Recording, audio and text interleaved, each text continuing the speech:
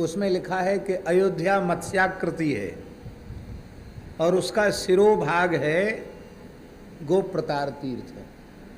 अयोध्या का सरयू जी का प्रधान तीर्थ है गोप्रतार घाट। वहां एक महात्मा रहते थे, दंडी सन्यासी थे,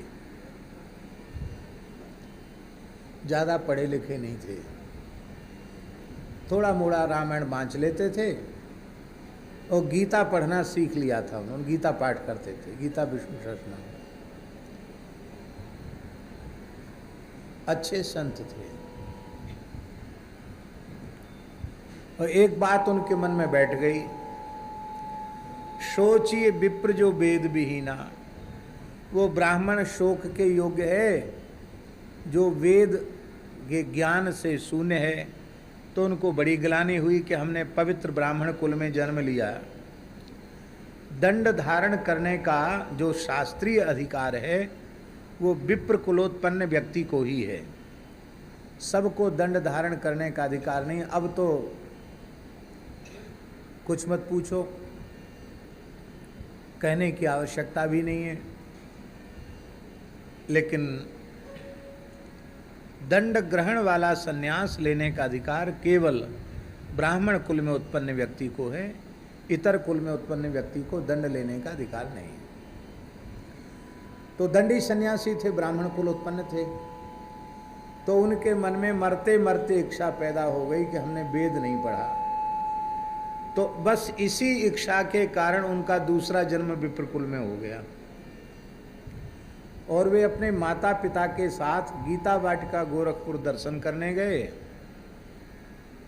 तो वो बालक, स्वामी जी वो बालक के रूप में जन्मे थे, 5-7 वर्ष के रहे होंगे। तो पूज्य श्री राधा बाबा ने कहा, लाओ लाओ आसन लाओ, स्वामी विशुद्धानंद जी आए हैं। क्या कहा?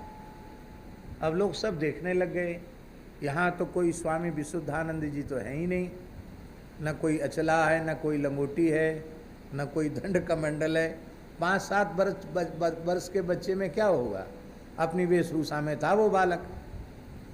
पर स्वामी जी ने उसको आसन बिछवा करके बिठाया और क्या कहा कि उसी जन्म में मुक्त हो गए होते, केवल वेद पढ़ने की वासना ने दूसरा जन्म दे दिया, पुनर्जन्म में ढकेल दिया, अब पढ़ लो।